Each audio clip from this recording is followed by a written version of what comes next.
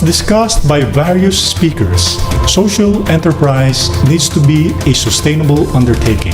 It means the products and services a social enterprise should be repeatedly sold and delivered to end consumers. In this era of globalization, such challenge can be formidable with countless products and services competing in an increasingly diversified market. In the era of globalization, market is king. The biggest mistake in enterprise development for the poor has been the focus on production.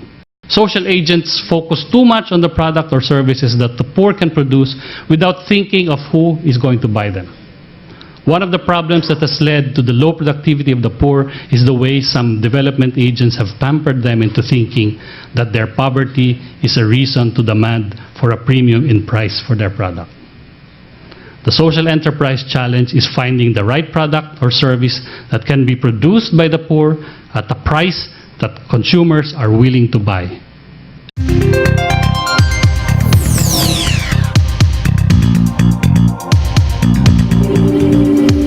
But what does the market want? What the market wants, and this is where we always say, you should be market focused, you should be market driven. You do not sell things just because you can make them. Oh, I can crochet, the women can do this, the men can do that. But does the market want it? Okay. So, market wants original products. They don't, well, the specialty market anyway, they don't want anything that you can find everywhere. There's a growing trend of natural and organic. Okay.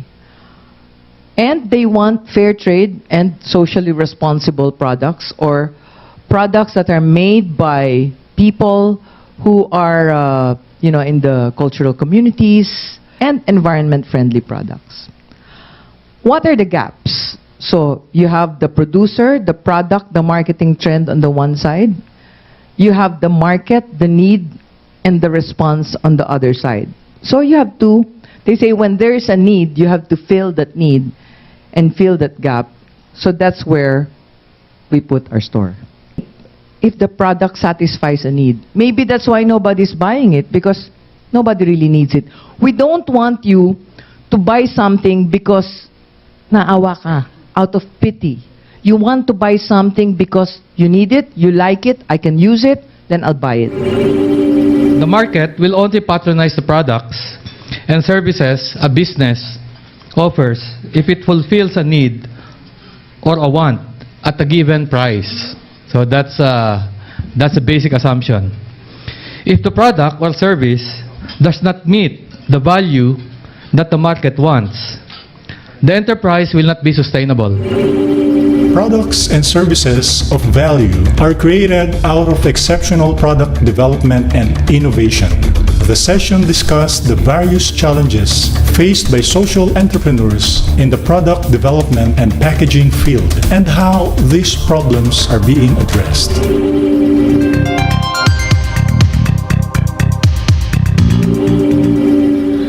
I come from Negros Occidental, and when I was growing up, it used to be called the land of plenty.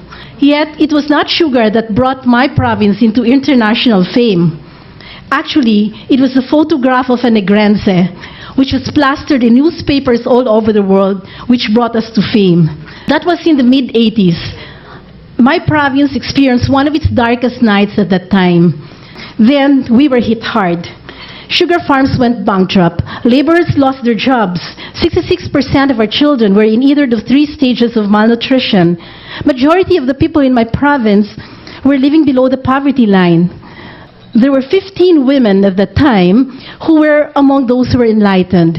They began to seek to train themselves with new crafts to be able to transfer these skills to the wives of the sugar farm laborers, just to be able to give them a little extra pesos in earnings. After a few months, in a car park just a few meters away from here, these women were able to bring products made by the sugar farm laborers' wives. It was easy. We were sold out, and that was the beginning of our long journey on using social entrepreneurship as an agent for change in my province. And now I share with you the lessons that we have learned for these past 26 years. Lesson number 1. We social enterprises have an advantage. Our stories can sell to people's hearts. And that's what happened to us. Our products were crude. They weren't pretty. They weren't world-class, but we sold. Because the customers saw that hungry child of Negros, the malnourished child of Pregros in every product. And when he bought the product, he knew he was helping a malnourished child. It wasn't the product itself. Effective packaging can communicate your story. And look at that. You see the picture of box. It is heart-shaped. The heart-shaped box says, I love you, even without words. So you can have, you can have the most touching and heartwarming of stories, but if you don't have that packaging that tells the story, you still can't tell your story. Third lesson, don't overuse your story. After our first Negros Trade Fair, we got a second one in Manila, but this time our products did not sell. We went to Manila with hundreds of boxes. We went home with hundreds of boxes as well. Why? The story was overused. People were no longer looking at malnourished children. They were looking at the products, and the products were poorly designed. They were poorly packaged. So lesson number 4, you can't do it all alone. We had to get professional help. We had to go to then Design Center Philippines at the time. We had to get professional designers. We realized that it was impossible. We just had to do it with everybody else. I'd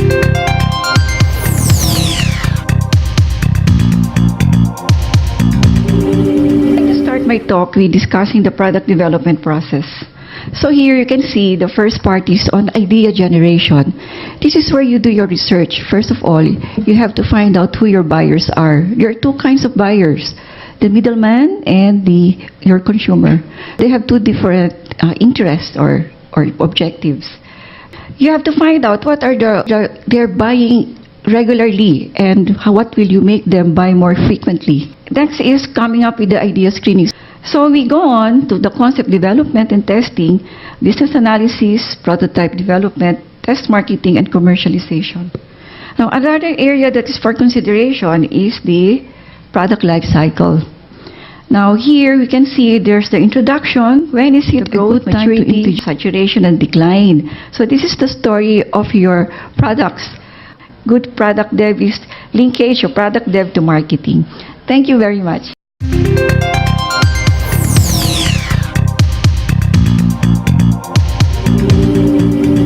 There's all these markets that are out there. But when you begin to say, I need to create a product, or I have a product, there are key questions that you need to begin to ask. First is, what is your story? There's a story behind each product. So the challenge is when you create a product, begin to say, is there a specific story about what we are trying to create? There are what we call trends. There is what we call strategic planning, because you need to be able to see a range or a vision of creating products for the next 3 years. You have to be efficient, right? You can't create products where you're going to have a hard time finding your labor, materials, and your production group and organization if they're not around and ready. You have to be the least wasteful. And we need to produce what the market wants. You have to look around and think of things that are not yet being created. And this is where innovation comes in.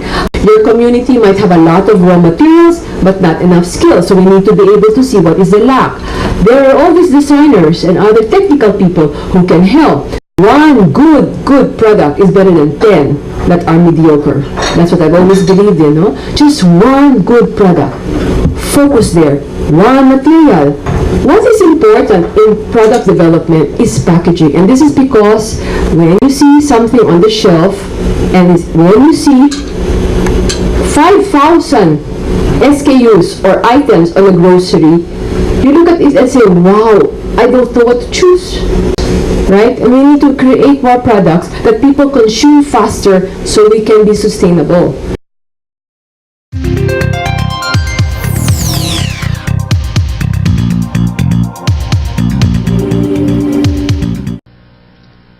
Doing business to address a social problem. We chose a select group of entrepreneurs who demonstrated motivation that they could improve their products. We encouraged them to invest their own money, and we formed a trading company called Insol Trading Company. Okay, we also found some social investors in California and other places who were small business people, and they also invested in solidarity with the entrepreneurs. We have developed and looked at the market, niche market. We opened a Pasalubong Center. This one's in Columba Laguna. We also did Gondola. This one was in New World Hotel, but we put our products inside the store now. We have one in the Terminal 3. Because it's a micro-enterprise doesn't mean they don't have style. It doesn't mean that they don't have quality. It doesn't mean that they don't have flavor. In fact, many countries, and I tell you this for the Philippines, my own country, New Zealand, grew up on micro-business that grew. Netherlands, Belgium, a lot of successful countries, it was the micro that started the economic growth in those countries. And we can do it here, I believe that. Thank you. An exceptional product satisfies a basic need on the part of the consumer. At the same time, it has to stand out above the rest and generate interest and desire as a result of great packaging. There's a lot of reasons why consumers decide to buy products: physical, psychological, social, and practical reasons. Exceeding consumer expectations can guarantee positive responses and assure business sustainability because of continuous demand and purchasing decisions. A social enterprise aiming for survival and profitability needs to stay competitive this way before it moves on to achieve its larger goal of alleviating poverty.